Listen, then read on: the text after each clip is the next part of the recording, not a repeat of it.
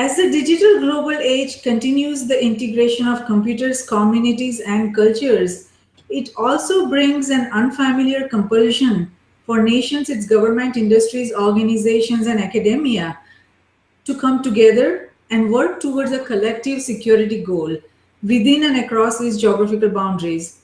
Cyber attacks or breaches of information and data security puts nations on the path of unprecedented robbery that has potential consequences of the greatest transfer of wealth in human history. These break-ins have been possible due to the lack of effective security in cyberspace, which is allowing hundreds of thousands of pages of ideas, designs, business plans, blueprints, and other forms of intellectual property taken from entities across industries without their knowledge or permission.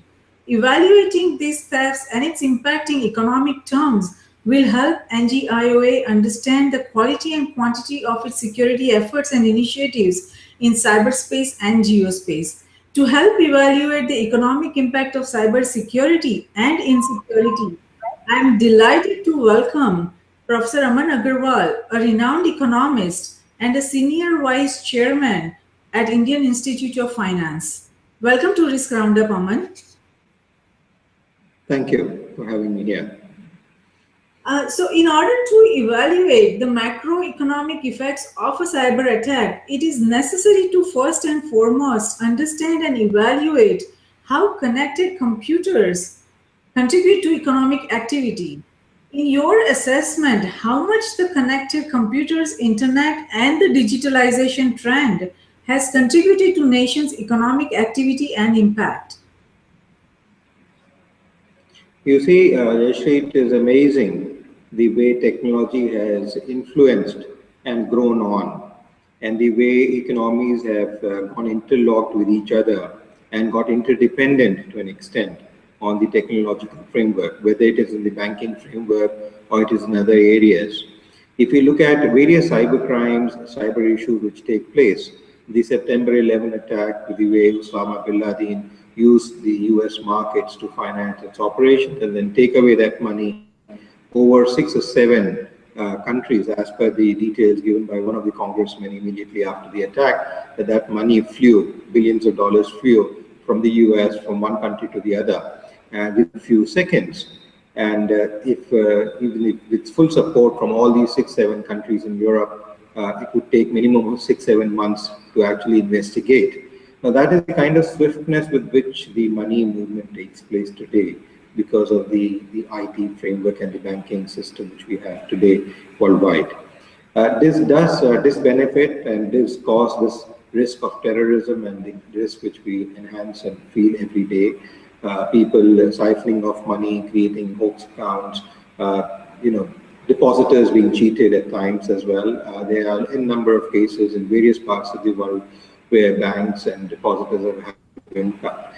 But if we look at the positive side of it, so you see, as all things have two sides like a coin, the positive side has been productive as well. When we look at investments coming in from banks, financial institutions, high net worth clients, even from small individuals, today a small individual sitting on a hilltop in a small village, in a small town, maybe a 1, 2, 3, 4 house village or a small township which is there in different parts of the world, which includes some places even in the United States where there are small townships with only a few houses, a handful of houses which actually create that whole town.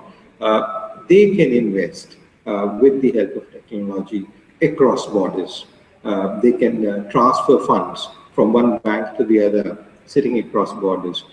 Post September 11, 2000, 1999, there has been restrictions. 2001, there have been restrictions, especially in the US, where if an American wants to trade on an American account, he has to be present in the United States to transfer those funds. But that is only for Americans who are holding accounts in the United States. But for others who are holding accounts across the borders, people working across different countries, nations, drawing salaries, incomes, and so on and so forth, they can actually use their fund to invest in various markets. And that does influence, not only in terms of stock market investments, but also in terms of the real sector investments. when it comes to real estate or it comes to investing in manufacturing or opening a new company. All those facilitations, which used to take months of approval for any industrialist before, happen in a few minutes at a click of a button.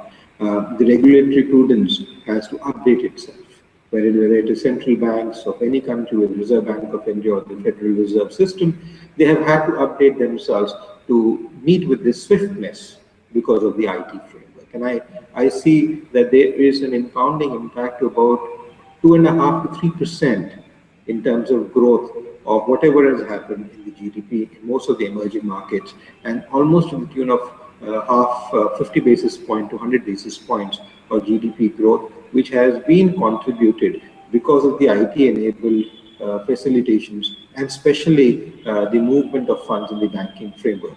And this has been the kind of impact which we can see on the GDP of various countries around the globe, across nations, irrespective of whether the country is an oil exporting country or whether it is a country which is importing oil or it is a country which is actually manufacturing primary goods, agricultural goods, or anything as a matter of fact.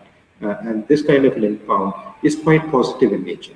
Yes, it is positive, and that is very significant. So, Aman, what do you think that which nations have benefited the most out of these, advances in the information technology and the trend of digitalization? Is it the emerging economies, or which nations and regions have benefited from that?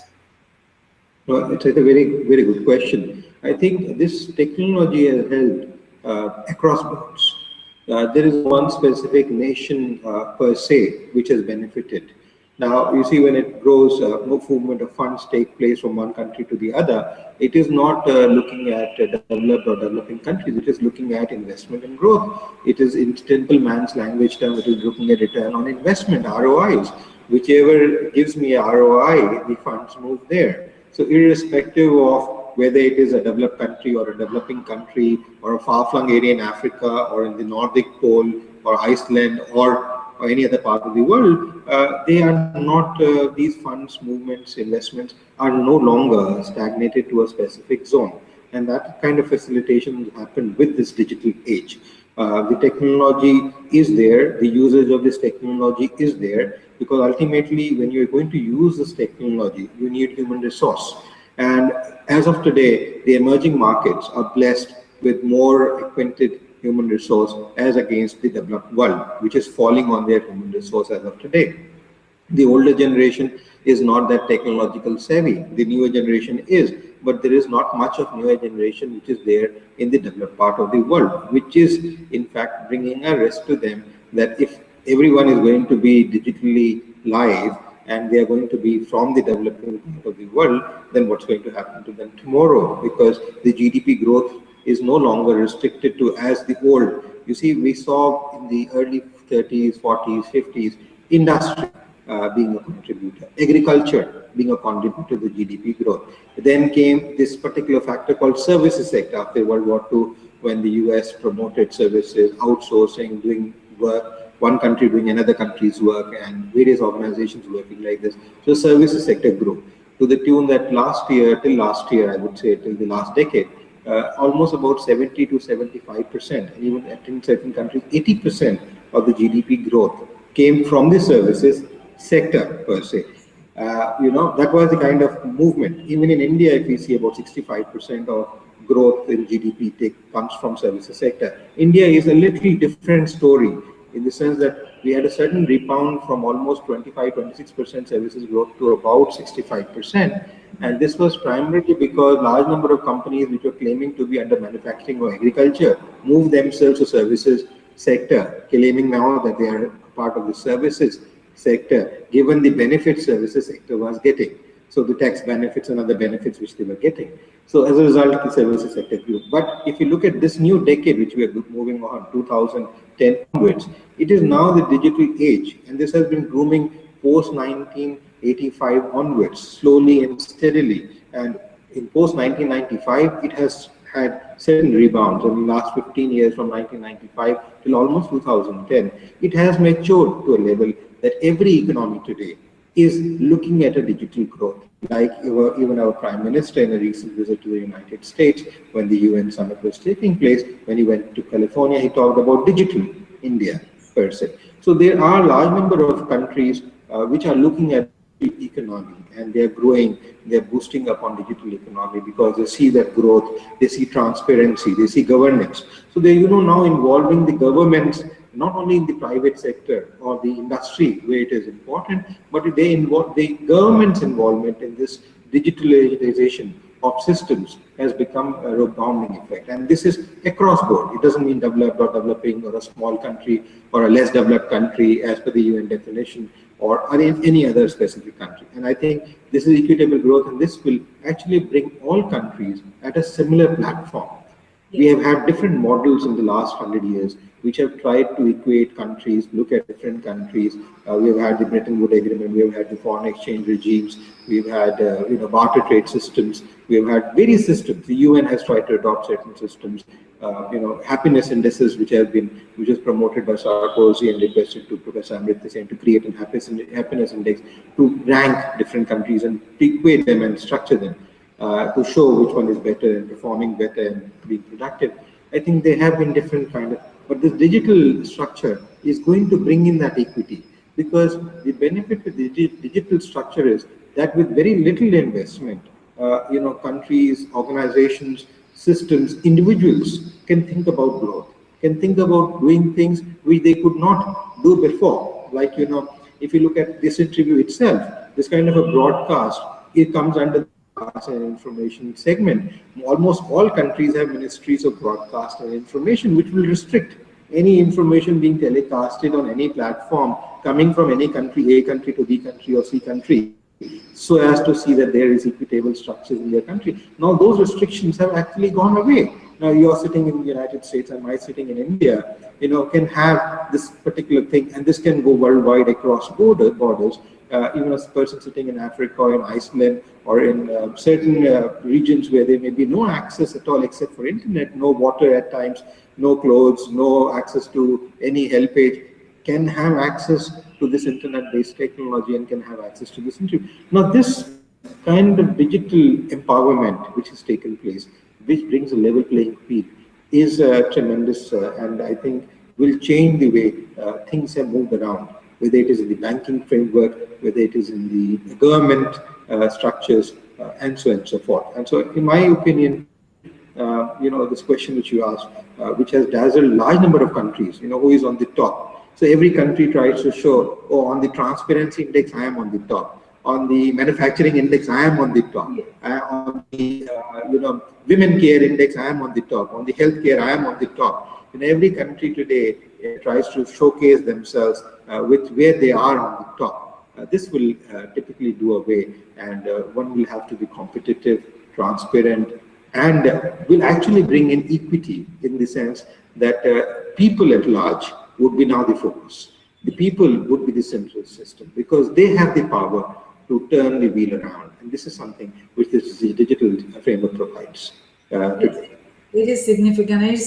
That is absolutely correct assessment. It is very transformative, and it levels the playing field, like you said. So, I mean, in cyberspace, the connected computers and the internet has changed the nature and definition of security. While no nation, its government, industries, organizations, and academia seems to be prepared for the security in the cyberspace, the cyber insecurity brings each and every component of the NGIOA, that means nations, its government, industries, organizations, and academia, a very complex set of challenges. Now, as an economist, what concerns you the most in this age of insecurity? I mean, this is definitely the technology, the connected computers, and digitalization and internet has leveled the playing field, but it has also brought a lot of complex challenges on the forefront. So, as an economist, what worries you the most about this insecurity? No, I think it's a question of looking at this as a new dimension. It's a new growth, new systems, new crop which is growing and flourishing itself and spreading across borders. Now, to think about controlling it, which most governments would like to do, irrespective of how transparent and how open they are, whether it is India or the United States, they are concerned about the cybersecurity issues and the way this influences people. We have seen in the recent past, and only about 2, 3 years back, the way revolutions have been brought up with certain new systems being in place, some new voices being raised on the internet at certain domains where there were no controls of the governments. And as a result, the whole government had to be turned around. So we have seen those kind of things happen. This has brought the turnaround before the government as to what can happen, what cannot happen with these digital cyber issues. The systems to control, to tap, have been developed by some of the private firms. I would not like to name them in specific, but there are some of these IT firms which have can actually track down each individual to the level where is he moving, where is he not moving, despite the fact whether he is on the phone or not. I was invited recently, only about a week, 10 days back, to deliver at the annual general meeting of the investigators. They are an organization called CII, which is based out of the United States, which actually is an association of investigators, and they were also talking about the way cyber has influenced their structure. Today, phone without being connected on the Wi-Fi network can actually be hacked, and one could be actually listening to and even viewing through the cameras what is happening in the room, despite no access of internet. And some of these things have happened in the US, in the UK, and others with some very strategic position holders where their phones have been trapped. Now, this is where digital age has led to. This is where cybersecurity has led to. But we need to be, I think, honest to ourselves and let it grow. If it lets it grow, it will grow in itself, a system where they're there. And to think that we do not have the systems to track it, we do have the systems to track it.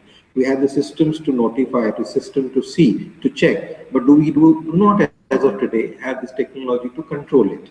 And I think it is always good, as we say in India, to let things grow by themselves and not be under control. If we let them grow and groom up, they will develop their own check mechanisms. As a human body grows from a small child to a full human being, it develops its own check mechanism. So we need to let it grow and groom up. Certain countries who have these concerns in cybersecurity, they are well aware of some of these concerns. It is a question of taking steps.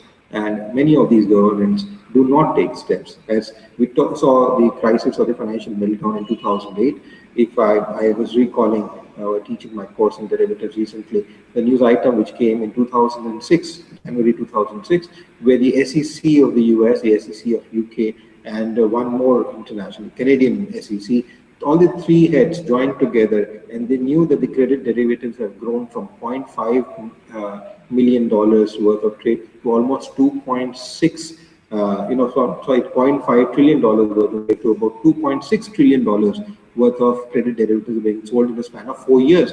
They knew the risk. They knew what they were enhancing upon, but they kept quiet for almost 2 years. Now, when they kept quiet on such an issue, it had to bubble burst out, and they did the bubble burst out. As a result, even today, the US economy is not able to come out of that bubble burst which has taken place, or the repercussions thereupon. They've been able to put things under control, but they've still not been able to come out of the aftermath of that, the burst, the financial meltdown which took place, arising from some of the derivative-based instruments wrongly being used.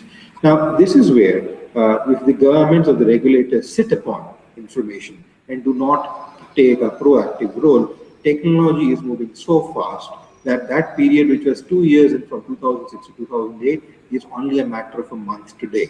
So it is speeding up. So they need to speed up and take proactive actions. Instead of controlling it, to bring checks and balances, in my opinion, is a more appropriate manner as we talk in democratic setups. Controlling is more of an autocratic structure. We want to control, put everything under our thumb. That is not the way democracies work. In a democratic setup, we need to create inhabitable, natural, organically grown systems which actually have their own control mechanisms in place, and then we only need to monitor it. I think so. This monitoring and bringing in this check mechanism as a child grows and a mother does, monitor the child and sees and tells the child what is right and what is wrong, needs to be there, and the governments need to play that role more actively than what they have done in the past. Now, continuing on the same point, to discuss about how an individual entity has an impact over nations, overall economy. So, apart from the implications for individual entities across nations, its industries, organizations, and academia, cyber attacks seem to impact the nation's overall economy, like you just discussed. So, can you share your insight and explain for the benefits of our global viewers on how cyber attack could impact overall nation's economy, even if that attack happens on an individual entity, like you were just discussing? You see, Jayashree, today, even a single individual with the digital age can make an impact. This was the case even before, but earlier he had to create a cloud, he had to create a group, he had to create a movement like Mahatma Gandhi did, like Nelson Mandela did. A lot of other people have tried to revolutionize in their own ages, in their own ways. Today, individual can actually stand up and create a movement, create a big ripple in the social, which we look at the world economic system. This can ripple can actually be for the benefit of the people. This can be for the disbenefit of the people as well. So the ripple effect is both in a terroristic way or in a good way. Now it's a question of trying. This is where the governments need to take a new role and to find out whether this movement which is taking place is in the positive direction or is it in the negative direction. Like you see, as I was mentioning, continuing from previous point, I have met almost about 5 or 6 governors of central banks in Europe post this 2008 crisis, the financial meltdown which took place. Now they are still adopting the technique of sitting over the problem and letting the system recover by itself. Now this is a good way of doing it. But given the magnitude of financial transactions which take place, to the tune of almost about $5 trillion worth of transactions take place on a daily basis worldwide, these are through official channels. Now, given the magnitude of such transactions which are taking place on a daily basis, you cannot adopt a technology or a strategy which central bankers or governors of central banks or boards of central banks adopted 25, 30 years back to resolve a problem which was there in the economy, a financial meltdown of similar nature which has happened in the past on SNL crisis or other crises which took place in other parts of the world. Now, this technology will not work. You will have to take a proactive role. But to my surprise, all these central bankers have been sitting over these NPAs which have been created, trying to see. Now, this itself is a risk to the people at large because the money which is kept in the banks and financial institutions, that's going to be depleted away if NPAs keep rising and they're not being resolved. Financial institutions which are not performing well are allowed and given patronage to still function and do there. Now, this is the biggest risk today. Someone who attacks, someone who takes away some money, hacks into a system is one component. He can only do some damage. Here, in the official system, the official framework, banks and financial institutions and the central bankers are actually eating on people's money, which is the biggest risk. And now this is where, as I said, with technology and funds moving from one across the borders, NPAs being created one after the other. How are these NPAs being created needs to be investigated. Stress tests need to be done and made public. I remember way back in the 80s when Chile was flushed with similar problems, where there was a crisis in the economy and the risk transfer mechanism, which was supposed to work, which the American system has been proposing, IMF has been proposing, they actually completely outsourced. They all gave their own companies, disowned their companies and sold those to foreign firms. And despite that risk transfer mechanism, it did not work because all those companies clubbed together and came to the Chilean government and the central bank and said, you don't bail us out, we move out. You're a small share in our whole total pie. So it doesn't make a difference to our business. What will happen? But this total share means 95% of the total banking and financial industry in Chile, and they could not afford, so they had to bail them out. But Chilean government made it mandatory for all banks to show their asset liability positions in the newspapers every day. I don't know if it is still existing, but from 1980s, it did happen and they did started projecting. Now, stress test has to be done. Even in the US, which is considered to be quite open, transparent banking framework, which is there quite everyone looks it as a model banking system, the Federal Reserve Bank has not been able to introduce the stress test and make it public for the last 7 years. They have been requesting initially the banks and financial institutions after the Lehman Brothers, but that information for all banks is not coming out in public. What are the stress test results? Now, and this is not only with the US, even in Indian government, they have done it and they found their risk. The RBI governor has been talking about the NPA position and risk exposed. In Europe, they're doing it, but these results are not coming out. If it doesn't come out in public, you're actually playing with people's money.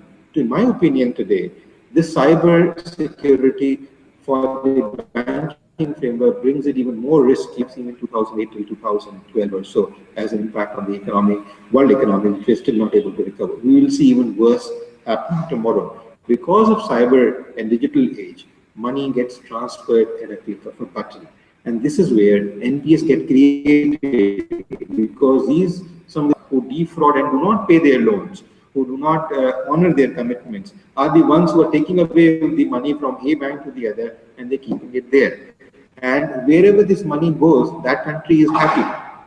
You see, I spoke with the governor, the board governor of Bank of Finland, and a lot of ZAR money was coming in. Their hotels were being owned, almost all hotel chains were being owned by Russians and others. And this is just after what happened in Iceland almost over 5, 6 years back, over a lunch meeting which I had with her. And she also said that, oh, we're okay, we're fine. I said, are you not concerned that all your hotels, all your banks, all your financial institutions are being owned by Russians or some of the other large tycoons around the world? She says, no, it's fine because money was coming in. So when money comes into your account, you get happy always.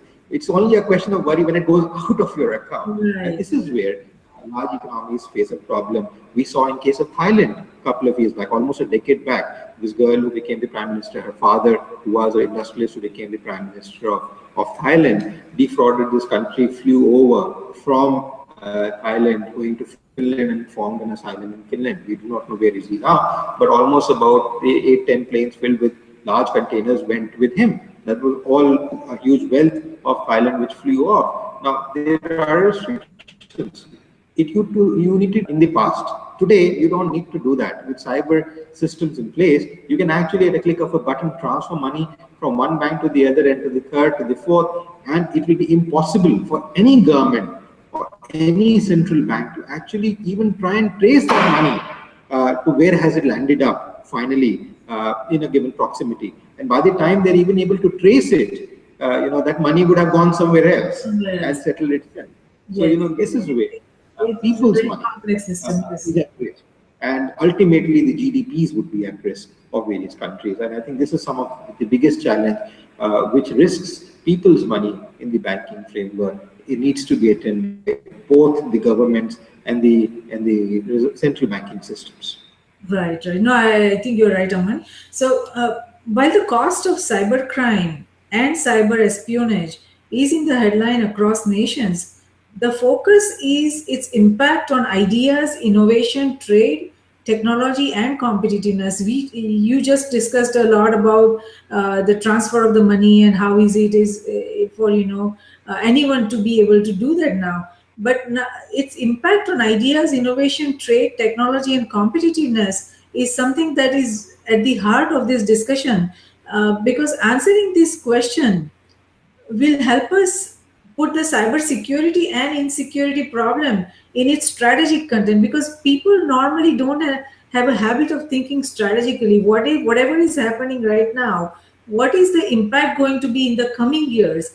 Like if some of your designs are stolen, some plans are stolen, some ideas are stolen, how is it going to impact? The money is stolen right now, that we can see, that we can understand the impact. But if the ideas and plans are stolen, what is the impact going to be strategically? That not many people are thinking currently. So does cyber espionage Correct. and crime have the potential to slow the pace of innovation, distort trade, create job loss, and impact competitiveness in the digital global age for nations which they are not thinking about it currently? What are your You thoughts see, on that? it's an interesting chicken and egg situation. Innovation actually comes with some kind of a threat.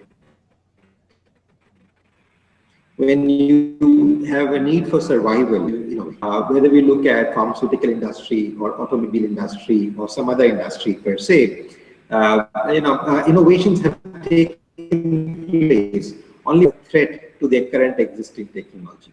If there was no threat, they continue to sell the same technology year in year because they're making money out of the technology. So it didn't make much difference. So there has to be some kind of a threat, which brings in that need for survival, which brings in the innovation which takes place. So that's where the innovation. When we come to competition, we always talk about in terms of the healthiness of the competition and the way it helps the consumer, the way it helps the industry, the government, and so on and so forth. But this competition is one of the prime reasons for all kind of espionage which takes place, all kind of threats, all kind of stealing of information which takes place, or data, or ideas, and so on and so forth, which actually takes place worldwide. Large number of intelligence agencies actually put in a lot of investment in trying to get this information out. Also, they even empower some of these people who are in this illegal activity and trade across the borders. And this is not restricted to A country or B country, it happens across board in almost all countries. Wherever they see the threat, they would like to do that. Now, given the fact I was told by a professor in Columbia, he is unfortunately no more about a year back, he died, and he was telling me that one of his students works for an US intelligence agency sitting out of Greece, and because privacy norms don't allow them to do that information there. And this professor said he took out information, he was able to give me information from the age of 16 when he started using credit cards and banks, and he had all the information from the age of 16 till today, complete financial information on him. Now That's imagine the professor said he does not even remember what did he spend on, where did he spend, and what did he do. But this person was able to pull out all that information on him and show it to him in person. Now, when this kind of a thing from historical structures, from safe banking, institutional, not only banking, any kind of, whether it is insurance institutions, whether it is housing institutions, and other institutions, police and others, when this information can be taken out, so any idea actually can be taken out. But who are the ones who are flourishing these? It is people like you and me who, out of competition or threat or not wanting to innovate, actually go about doing it. It is governments who are actually sponsoring some of these agencies to go about, find out, give them intel on some of these. To do this intel is where they go about innovating and developing technology and trying to do things. And this is what actually brings in this espionage and stealage and cybersecurity. Now, please understand, we live in a completely open world today with telephones, with IT as a mainframe. Today, to have a telephone and have an IT internet connection on your telephone is a very basic requirement. A very commoner person, a very lower middle class, or a street person, actually, as I would say, has access to some of this technology. And with smart cities, which is the next framework for most governments around across boards, I think in India, it is a big thing which is coming up as a smart city, where they're wanting to have complete Wi-Fi based cities. In the US, they have done that. I remember flying JetBlue, where they had Wi-Fi in the plane as well. That is the only airline which I could know which has Wi-Fi in the plane, which is amazing. But what does that do? That puts me in public domain. And this is something which is there. I was told on an Apple mobile phone, any information you put is stored by them somewhere else. Now, they have not taken my permission to do so. But they are doing that. So I can retrieve that information even if I delete till a month or so. Now, when they do this, they're actually extracting all information from me and putting it on some public domain, some cloud somewhere. And that cloud can be hacked by anyone at any time, anywhere. And we have had cases of celebrities putting their personal images and videos, which have happened to go out of the system in some form or the other, which is there. And so today we are in a public domain. Or whatever we may do in our bedrooms, in our offices, in our safes, if there is an IT connectivity, it is in public domain. So given that risk in nature, we need to work accordingly. We need to be more transparent. We need to be truthful to ourselves, and we need to accept the fact that yes, whatever is happening, whatever is being discussed, is going to go out. No, the insider trading has become very little relevant today. Then what can happen with this technological work? Yes. This does pose a challenge, a risk, and stresses to. Similarly, I like to give another example where I met another industrialist here in India. He was hired by a large pharmaceutical company, amongst the top five companies in India. And this pharmaceutical company wanted the cameras on the mobiles of the employees to be restricted because they would be research labs. So all those who entered that door, the cameras will stop functioning. When they move out, the cameras will start functioning. So they install some kind of a software which, even if you do a manufacturing reset, will never go away. Even if an outsider tries to install a software on that again, it will never go away. So that has been imprinted in the main system chip, which is there in the mobile. Now with this, he told that actually he can open up the camera or the voice or anything and call anyone and get any information out of that mobile of that employee point of time during the day. Now, you are creating the systems, corporates are creating the systems, and now they need these systems to be created as a security check for themselves. But this has become a problem because tomorrow you can actually have a high rising executive or a researcher's research being taken away for a few hundred million, a few $100,000, which someone may want to do or influence.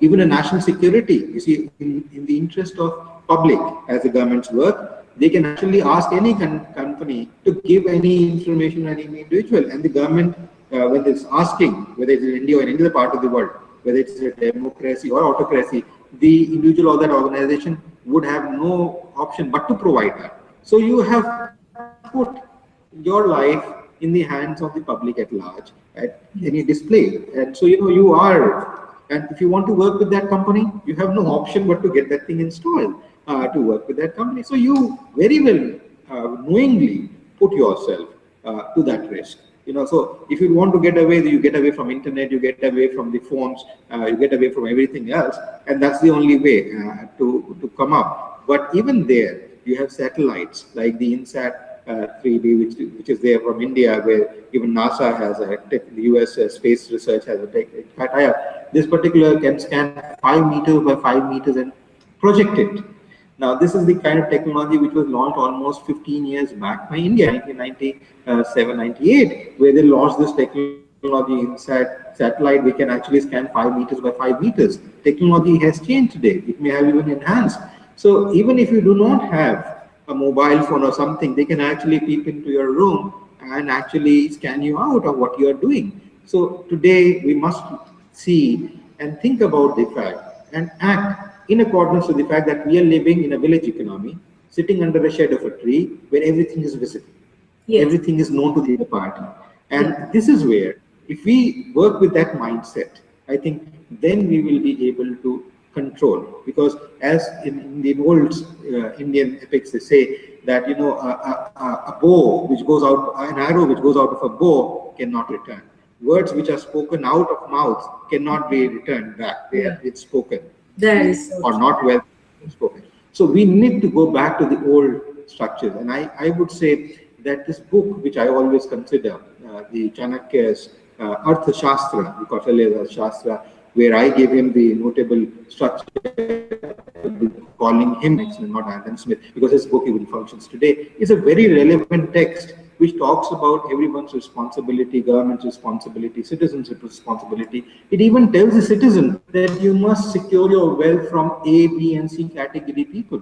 And this is where he goes about and saying. So some of these scriptures in the old, not only in India but in other parts of the world as well, have actually well said some of these very basic things. We have actually gone too advanced and forgot our basics. So if we remember some of these basics, I think the security issue would automatically disseminate off. Yes. And we will be out of this threat of cyber security or any other kind of a security risk. But if we do And not when understand this, personal we will be in trouble. responsibility, yes, when that personal responsibility and accountability comes, a lot will be different. You are right, and I think there is wisdom in that, and the necessity right now, because of the kind of challenges we face, is that we all have to be responsible. We all have to be informed of the risk facing us, and we all have to be accountable for our own actions and decisions. So there is just no other way. But let me ask you, Aman, about this. We talk about cyber crimes, and is there a framework to provide a cost estimate of the impact of cyber attacks? Is there one that is being used right now? No, I don't think we do have accounting systems which does talk about some of these things. We have had professors and researchers work out certain models to come and calibrate. But please understand that in every economy, there is an informal economy which exists. Like in India, we have a parallel economy which is almost as strong as a normal economy. So if we're having a GDP growth rate of about 7.5%, the effective GDP growth rate in India is anywhere because of the informal economy. In India, the informal economy comes from people not declaring incomes, black money being generated, but not from illegal activities which take place. But in large number of other countries, maybe like Italy or other parts of the world as well, the informal economy comes from trade of ammunitions, from drugs, from women, flesh trade. So these are things which actually fuel the parallel economy. Now, when cyber security threats, cyber doesn't see legal or illegal. It only sees what it wants to do. And they want to siphon off, they want to hurt, they want to give out information, or they want to steal an idea which is taking place, or they want to destroy a group which is there. It does not see, whether it is a legal structure or an illegal framework structure. So, given that, I think the magnitude with which the cybersecurity poses a threat to the world economy is to the tune of almost about 60% of the GDP flow can be influenced, both formally and informally. And if you look at the informal economy, where a large number of developing countries actually exist in informal economies. Forget developed, even developed countries like Italy, large part of their growth is coming from the informal sector, not from the formal sector. So we have some of these components will come in. Given that, we can see an impact to the tune of the total world GDP getting impacted to the tune of about 75% if the security threats are not brought under a scanner. As I said before, they need to be scanned, they need to be checked upon. We need to see that they're being made accountable. But to think about controlling them is a misnomer today. With the IT I get framework, your point, Aman. it But is if possible. there is no framework, how do nations calculate the cost of cybersecurity attacks? I mean, cybersecurity challenges, or cyber attacks, or cyber insecurity, I would rather say. How do they calculate it if there is no, common framework? You see, it is very difficult. Like you talked about an idea being stolen under cybersecurity. Now, what is the value of that idea? Is very difficult to calibrate. Valuation itself, when we look at mergers and acquisitions, when you look at derivative pricing, valuation itself is a very tricky issue and becomes very difficult to go about valuing an asset.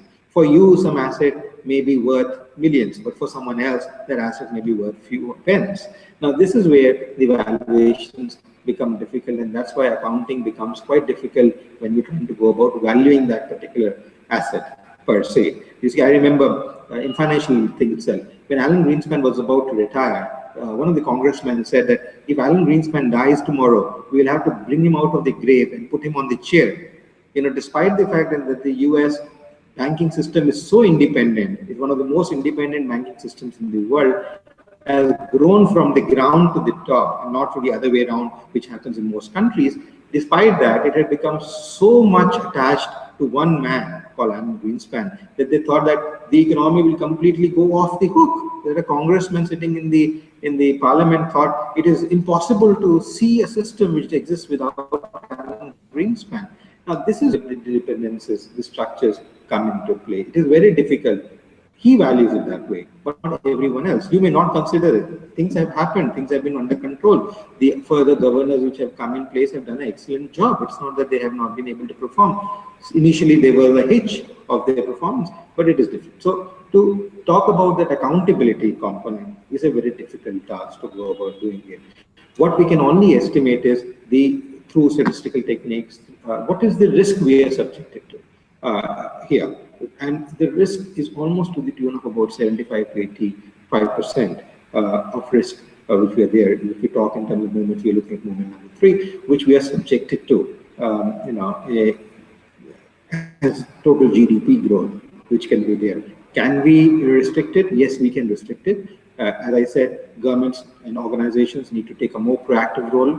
They need to be active in terms of what they're doing, what they're actually providing. Today, within next 10 days, that is out of technology, a new laptop has come in place. So there is so much of innovation, so much of things happening in the market. So to think about the fact that you can control this, it is very difficult because that value actually is depleting off. Something which is valued at $1 billion, maybe another few days down the line, may be valued at only half a million, $1 billion. So, it may go down further very fast. So this depletion of value is so fast today that to estimate cost and look at it, and in government frameworks where they look at authorizations and systems, it has to be at different levels. It will take months to go about actually assessing the cost, and by that time, the total value of that particular thing is almost negligible. So, So, information uh, has the value at that stage and not much later. So we need to only, do a filter, like we have baskets to find in our grains in India to when we make the Indian bread. Similarly, you need filters to go about seeing that not much impact happens to the people at large. Like I gave this information of NPS, which is there. Everyone is well aware of that. Even the common man today knows about this graving problem of NPS. But even then, the governments and central bankers are not attending to it. If they don't attend to it, this will be a biggest next line of attack, which will be there for the financial world. Now, this is where I think we need to act on information, and that can only prevent us from this kind of a debacle or security risk. To think about assessing, I think it will be very difficult. right. So, from what I So, hear is that there is no effective way to measure the strategic, security challenges. We cannot value it, put a proper value to that. There is no effective framework for that, and there is also no effective framework to calculate the cost of cyber attacks. From what I'm hearing right now. So, and of course, I mean, my next question was going to be that if there is a framework, then are nations having a common, united approach to work, use that, methodology or framework to estimate the cost? But it seems like, we are far from that, based on the information that you are providing us. correct. No, the intelligence or the governments are not looking at it. They're talking about it, but there is not sufficient steps which are being taken. Like climate change itself, the way climate is impacting today, despite the fact that various governments have made commitments. I remember when I was giving a talk at the Swedish Parliament as well as in Gothenburg at the Global Forum, there was talk about, and the government had taken judicious decisions way back in 1980. But despite the fact that they had taken judicious decisions to reduce the nuclear component, to reduce reusing of resources as part of the energy mix, despite that, about 25 years, the parliament giving a net go ahead with it, they did not implement it till almost 2007 or 8. So almost for about 25 years, they did not do so, and they have not even done today. There are governments which are taking initiatives, but it is, despite their approvals, it doesn't take place. So even if the consensus comes up, all these agencies work so independently that we will not see that coming forth. The only thing which can come see forth, which are happening, is that we're trying to impound our growth. See that we have more growth, we have more business, more revenue generation. So even if there is a small fall, we can actually be comfortable. That cushion of growth of income is going to provide us a sufficient buffer to take care of any losses which may happen because of the cyber security siphonage or information or patents or other things which take place. We can actually do away with the growth of income which may have, and to keep renewing ourselves, to be changing. So once we are changing, then there is no question of anyone actually copying us. The technology, when it is new, it becomes difficult for someone to keep pace. Anyone who is doing siphonage or stealing will steal once, will steal twice, will steal twice, will not keep stealing every time. So if you are upgrading yourself, innovating, creating new ideas, creating new technologies, creating new framework, you will not see that happen in due course, which is going to be there, which will stop you from growing. But that makes life of a consumer a little difficult because human mind and human structure doesn't change with the same speed as technology does today. Yeah, right. And this poses a human problem So, as I said, we need to go back to the old Vedic style, which is living under the shade of a tree and thinking the same way, meditating and thinking what should be done, and living in peace and letting, That is to live and live is one thing which we must follow as a that philosophy would for that would be peace something. and technology. That would be Right something. values. Yes. That is the way to reduce some of these crimes, where we are able to create opportunities for people, we are able to bless them with right kind of information. Because you see, is always been, and even today, has been a generation, an engine for growth. But if not used properly, becomes an engine for devastation because they would Yes. like to earn as much as possible in a very short span of time, unlike an elderly person. And this is where, if we do not channelize them, we do not put them to appropriate resources, usage, and structures, they would create a havoc for the economic systems, and there would be a civil disorder which would be beyond control. And this is where this, I think, in my opinion, the cyber security risk also comes in. But if we are able to meditate, put that, channelize that particular energy in the right direction, we should be able to automatically, when one thinks, oh, what I am doing is not right, when his conscious comes over and says, no, this is not a good thing to do, automatically, things will automatically fall Yeah, in but place Aman, as a society. to reach that stage where you are able to take differentiate between right and wrong, to take the right decision, it's a big cultural change, and it's not easy to get there because there are few people who would have that conscience which you are talking about, which would want to do the right thing for the right causes and take the right decisions. But most of the people, they work on incentives, like, okay, what am I going to get out of this if I do this? How will my, if I do this thing right, how will it benefit me financially? So they all live by incentives, and for to expect that humanity or humans right now, all across nations would do the right thing for the right purpose, or to save this universe, it's probably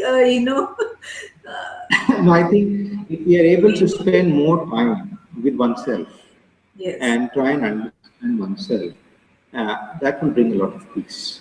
Every one of us, largely at every age, is too busy trying to please the other and be Yes. in company of others instead of trying to understand oneself. I think if we are able to, and this is where meditation or yoga or some of the other old ancient techniques adopted by various countries around the globe helps one understand oneself. So if one is able to understand oneself and spend time with oneself, one spend times with everyone around, but doesn't spend time with oneself. So if one spend times with oneself, I think he will bring more peace and will be able to take more judicious decisions, in my opinion. Of course. No, of course, no doubt about that, Aman. But let me ask you this question that I think troubles many decision makers, especially economists all across nations, is that there are many different theoretical, experimental, and qualitative research frameworks that are applied to understand the impact of cyber attacks across nations. There also have been numerous studies that have attempted to place a value on the cost of cyber attacks to the national or global economy, but due to the lack of transparency, which you have been talking about a lot in for quite some time, is that lack of transparency in information sharing, as well as other statistical problems, estimates are not credible and reliable. So even if there is a framework, because the estimates are not reliable, because there is not enough transparency, is there a way to calculate the cost of cybersecurity and its insecurity globally and nationally? Because let's say there are some organizations that are hacked, and they will not share, they don't want to share the information because they are concerned that by sharing the information, if it's a public company, then their stock price will go down, and then they will have some legal liabilities, and lot more complex challenges will follow. So wherever possible, organizations don't want to share the information, or if they share, they don't share very accurately. So without having a very accurate information, even if you have a framework, which we don't have an effective one right now, how do we measure things, if in a more effective manner, or more reliable, more credible manner? How do we do that? because it's all a numbers game, and unless you have, if whatever information you are putting in the model, if you don't have that information correct, then all the results that are coming out of that, they are not going to be credible. No, So I'm happy that you asked this because you head the risk group, so you understand the very fact that all models, whether they are financial models or theoretical models or manufacturing or any kind of a model or any kind of an architecture which is created by any organization, whether it is meant for them or a generic model which has been taken up by from researchers, actually works on this concept of risk assessment. And risk, as you know very well, is perception based.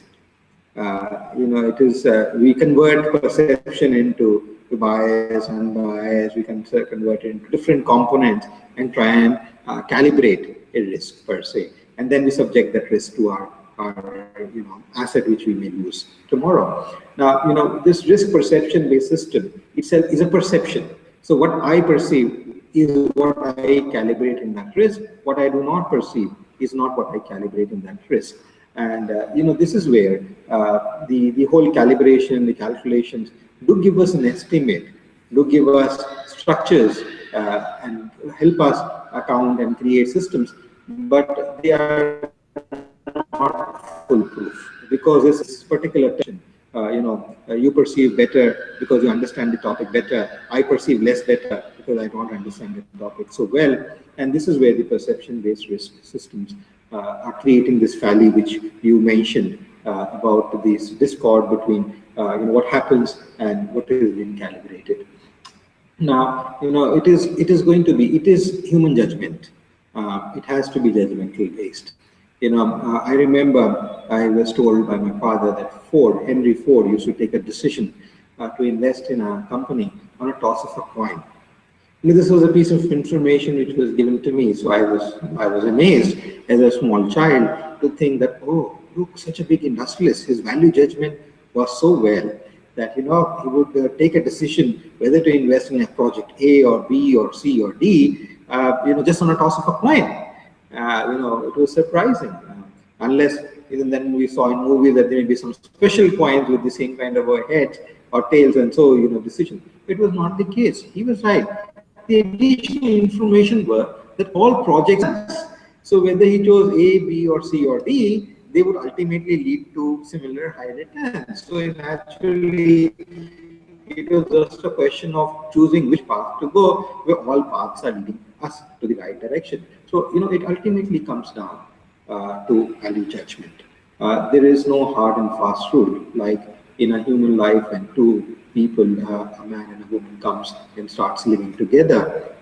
There is no structure, there is no set pattern, no set rules which will decipher how will their life actually gel well and how should they go ahead for actually harmonious and comfortable life. Similarly, it is their value judgment, it's their adjustments. It is a question of understanding, recreating, rebuilding, understanding, and so on and so forth. And this is what we need to try and understand and do, and we need to rebuild. And that is the only way we can do about it. The all models, as I said, being based on risk perceptions, is completely based on perceptions. To my students at times, I tell them that if I live on the 80th floor, which is not there so far in India, maybe in Mumbai, not in the other parts of the countries, you and I have I don't have, but if I have a night walking disease and I like to leave my balcony open, I can actually trip off my balcony, and it's not risk. Only when I perceive that risk, that's when I calibrate it, and that's when I account for it. Now, this is where the difference between perceived risk and non-perceived risk is. In one same case, if I look down the balcony and then fall and die, that's where a risk is perceived. But in the other case, it is not. And this is where all models theoretically suffer from this particular inherent perception-based valuation. So it's more, I feel, a judgmental system which works, which sees nothing succeeds like success. So but Aman, that some decision makers have an ability, to evaluate things and come to decisions the way you mentioned. But a lot of decision makers, their decisions are driven by numbers, pure numbers. So if they have an understanding that by not investing in getting proper security technology, and by not securing their initiatives or efforts in the cyberspace, their how much impact they have, not only in cyberspace but also how their critical infrastructure is impacted, and what is going to be the cost impact of that. If they don't have the actual numbers, then they don't come to the right decisions. So this is like chicken and egg situation. If your decisions based on like what kind of investments needs to be there,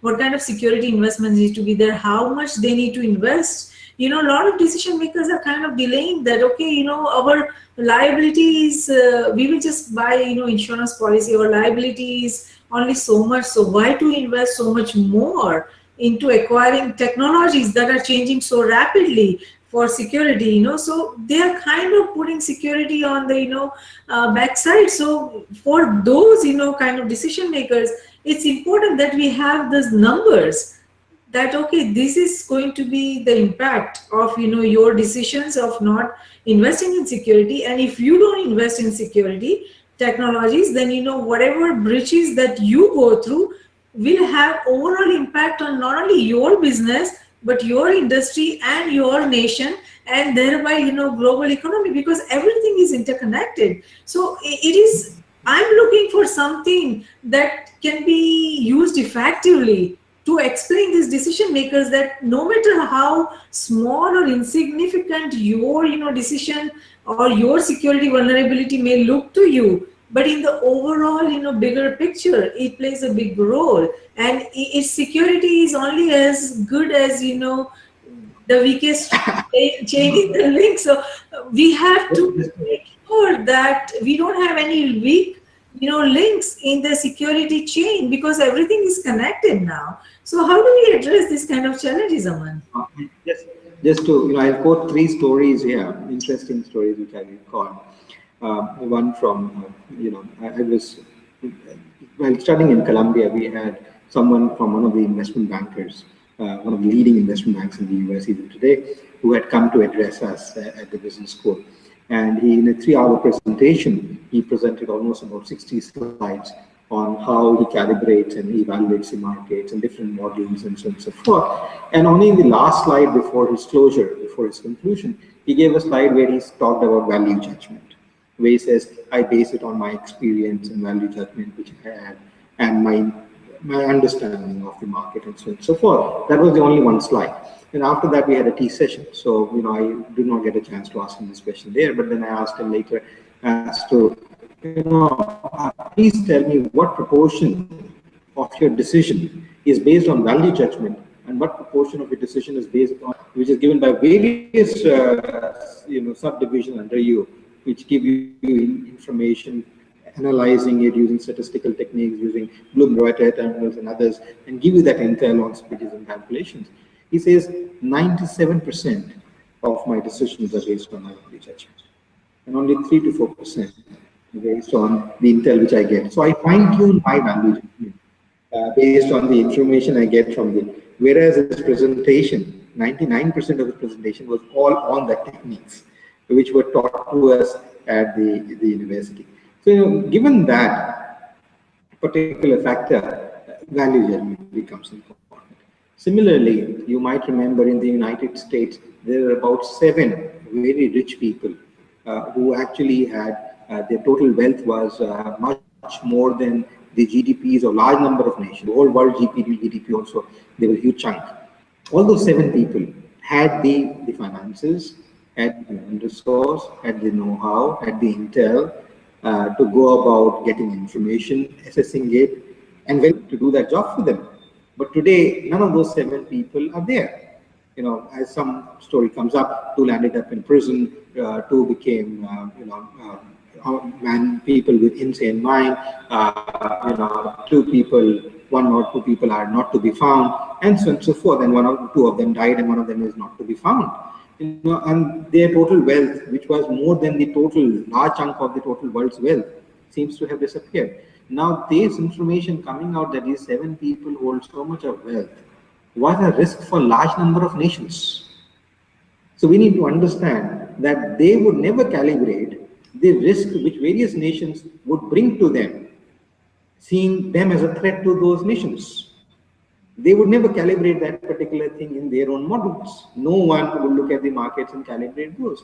Now, so things have changed over time. If you look at the S&P index itself, which is based on the 50 companies, if that those 50 companies which they have stuck on to are not the same 50 companies in the last 50 years itself. Only about 10% of them remain to be the same. The balance 90% have changed. So the Yes, value judgment, there's, a lot of different. you're right, you're right. One last, Yes, sorry. one more. When I was working in the World Bank in DC, a colleague from in the same department, the FSD department, who was working on insurance, and he wanted to sell the insurance products, medical insurance products, and housing insurance products to India, in India. And he came to me and he said, I'm unable to understand that we have been discussing with the government and with the people agencies for last 1.5 year, and they are not wanting to buy this product. It has been very successful in A, B, C, D countries. Why is India not wanting to buy? I said, you see, please understand, what is the cost of insurance to me? And what is the cost if I get ill? Most people feel I can go to a next door doctor, pay a few hundred rupees, whereas the cost of an insurance is thousands of rupees to cover. So why should I buy a cover? And even that doctor living next door to me will not value that insurance. I'll have to go miles and miles to a hospital which will value that insurance product. Now it is an inconvenient product which is not physically, practically implementable. Now, then he could understand that, why is the government or even agencies or hospitals not wanting to take their product, which has been successful in smaller countries where they have introduced it, as against a country like India, which is homogeneously spread all over the country. Unlike even China, which is as large as India, but they're spread on the corners. They're not homogeneously spread. India is homogeneously spread, and even today, 75%, 70 to 75% of population of India lives in villages, is agrarian in nature, and there for them to spend out and buy an insurance product for something which they see no relevance. They don't see, oh, my house will not fall. It has not fallen in the last 50 years. Why will it fall this year? To think about that kind of an insurance structure, is debatable. Then most of them depend on banks. So they don't go to banks and financial institutions to finance, unlike some of the developed countries in Europe and in the US or the Americas, where most of the financing of all housing, building, and offices, everything is actually finance, is taken on loan. As a result, to reduce their risk, they take an insurance policy, which is made mandatory at times. Like in a car insurance, you buy a car, you have to buy a car insurance policy. It is not an option. Similar is the case with large number, because they are financing these operations. In developing countries like India, where they are not financing a single penny, he says, why should I spend even this extra bit to go about insuring myself for some risk which I don't even perceive to happen? So No, this is where the value judgment. I understand. I mean, as far as what you are talking about insurance, I think the insurance model will have to change in the coming, months and years, because a lot of insurance policies are just not effective. And especially when we talk about cyber security, I, firmly believe that if the insurance market, operates the same way, then they are going to collapse in the coming years, because it will just not be feasible for them to honor all those cybersecurity claims that will be coming their way. Because right now the challenges, I heard you when you said that a lot of decision makers take decision not based on the data that's in front of them, but just by their intuition or guts and all that. But I think we live in a very different kind of climate right now. The challenges that the digital global age has brought, and on top of it, the emerging technologies and so much competitiveness that is coming because of that, it requires you to have that strategic data in front of you. For example, you could be in any industry, energy industry, or biotechnology, or pharmaceutical industry. There are so many things coming, so many innovations coming your way, that could put your business or your products or services out of market. Because if there is a better way of doing things, if there is a more effective way, or more environmentally friendly way, then that is going to survive and succeed. So you do need that strategic data in front of you. So for the decision makers, who have done business in a different manner all these years, I think they will have to slowly adapt to this new environment, because this is entirely very transformative and very revolutionary, where so many new innovations are coming across industries. And even if you are working, let's say, in the energy industry, your competition could come from entirely different industry or sector, not from even within your True. industry or sector. So it's a very different complex challenge. And as far as cyber security goes, I mean, yeah, there are a lot of firms or a lot of small organizations or people, they may think that they don't have to invest in cyber security because it's just not required for what kind of work they're doing. But there is a third party attack that is being used to get to the main point of or interest, where they are not secured, but these, even though this main organization is secured, but because their vendor suppliers are not secured, they are directly impacted by that. So everything is interconnected Correct. and interdependent. So the model that people, decision makers, were using so far is not going to be valid or useful in the current Yes. environment. The cyberspace brings entirely different kind of challenges. So I think everything needs will have to change. The insurance model will have to change. The security model has to change.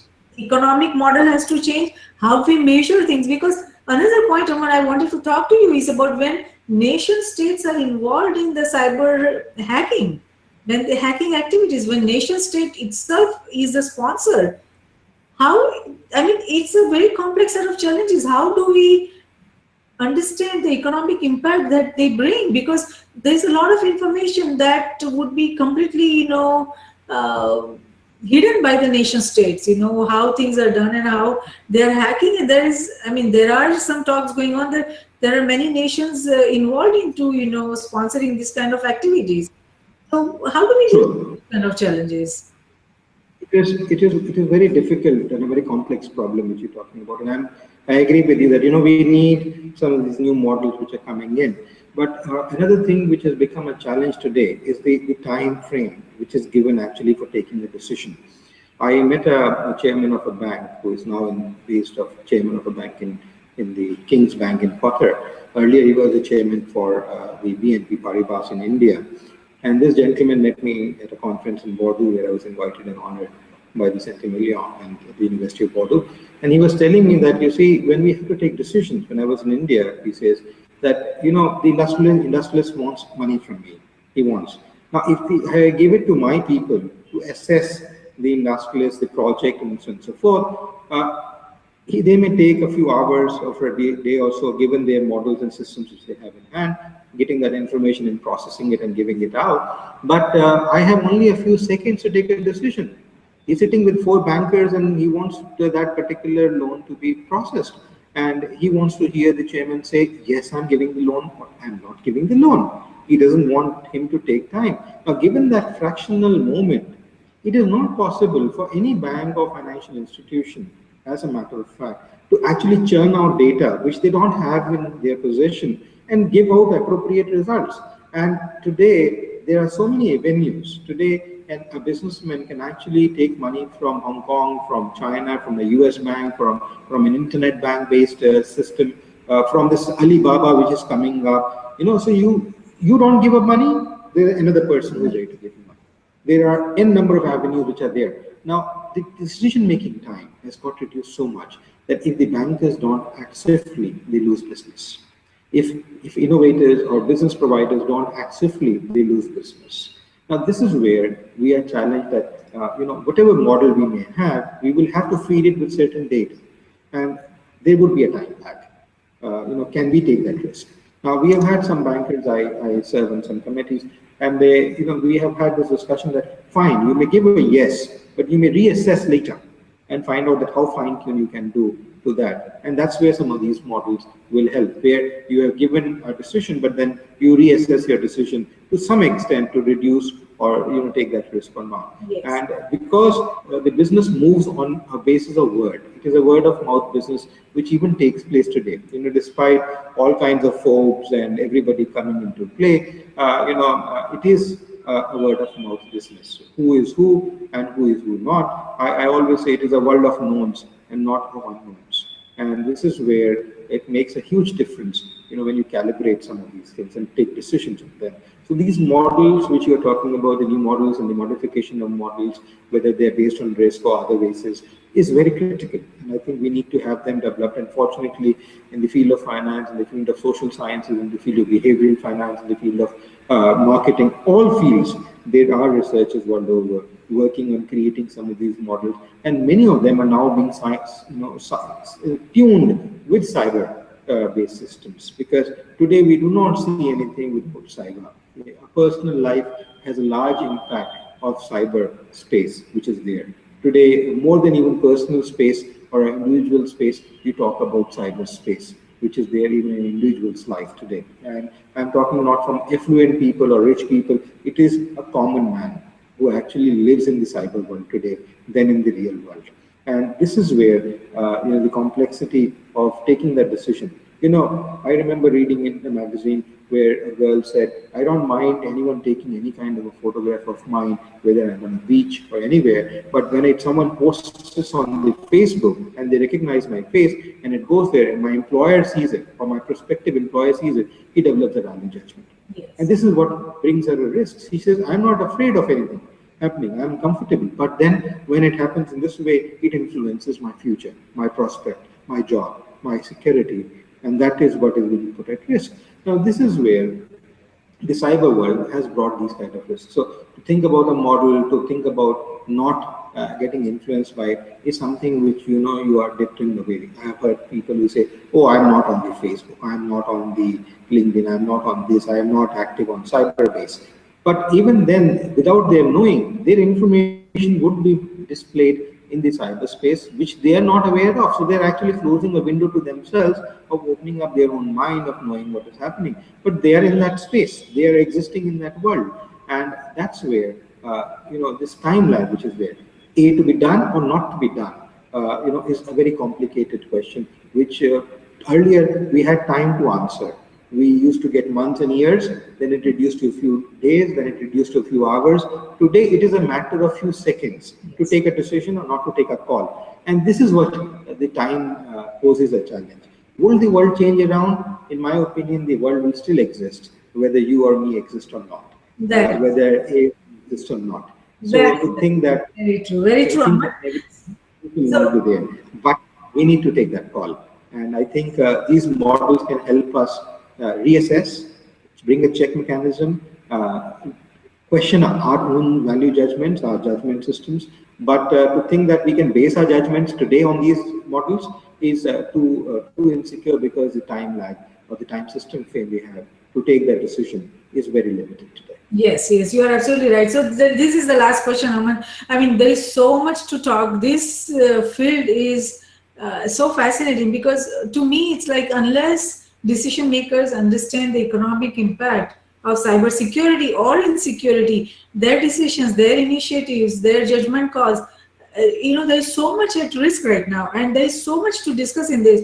But because we like to keep the risk roundup to 1 hour, so that people can grasp the knowledge, and without getting too tired of listening to the same topic. So we would keep this session to an hour, so for the sake of the viewers.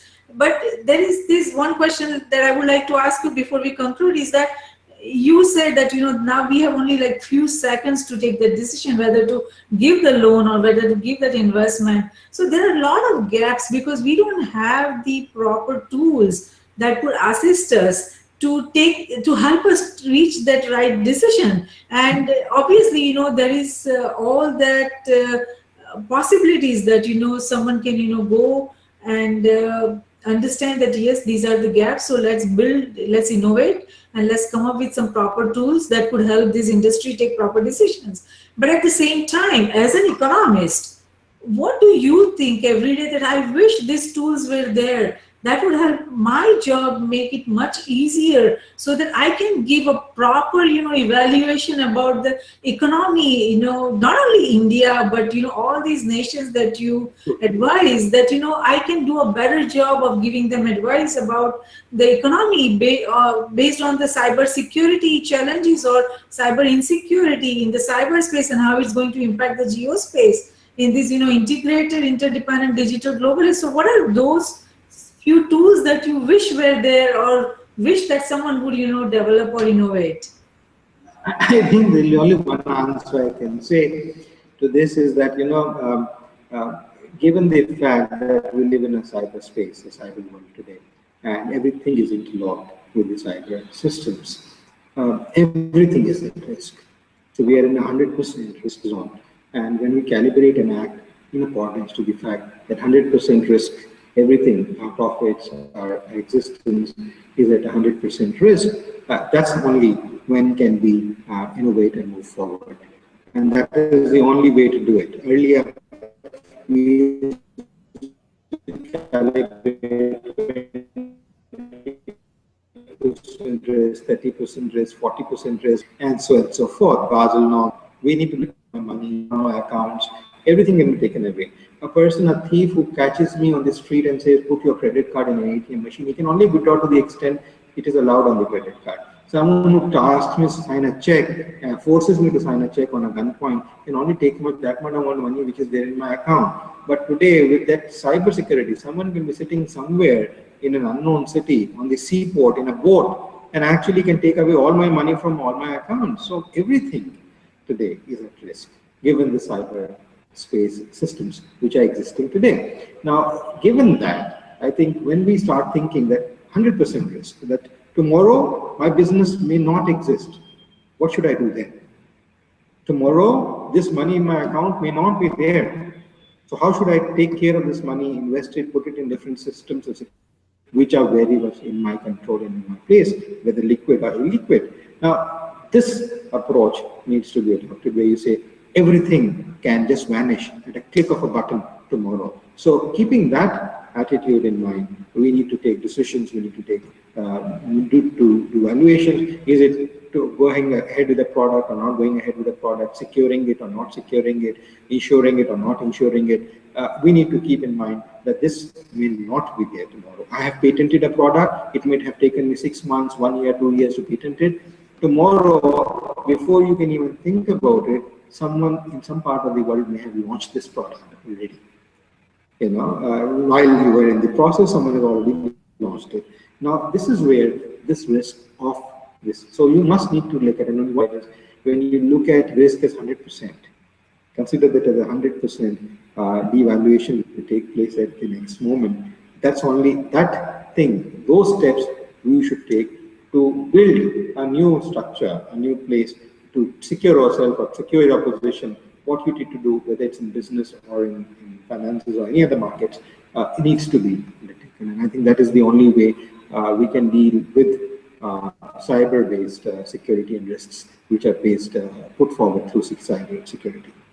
Yes. With that thought, Aman, that we need to put together that framework, that foundation, or that structure that could help us manage all these risks that the cyberspace brings us. So we are going to conclude with that, and we hope that our dialogues like this brings us some ideas that whoever the viewers that are listening all across nations, that they would come up with some new ways of doing things that could help manage the complex security challenges, that could help the economists come up with better models or better tools and technologies that would help them do their job more efficiently, more effectively. And we hope that someone out there can do that. And Aman, we really appreciate your time and your valued input. And this is such a complex field, and you have made such an amazing effort to explain things in a very simpler manner, so that people can understand that. And I think that's what decision makers need, that they can understand the complex challenges in a very simple manner. And we appreciate all the effort and initiative that you took in that. And we hope that you would come on Risk Roundup again to continue this dialogue, so that we can help manage the complex security challenges collectively, and better, and we can come up with some good ideas. So thank you so much, Aman. I really appreciate your joining Risk Roundup. It was an honor having you on Risk Roundup. So that's it for today, friends. For knowing who is going to be on the next risk roundup, please go to riskgroupllc.com, and we hope to see you again soon. Thank you.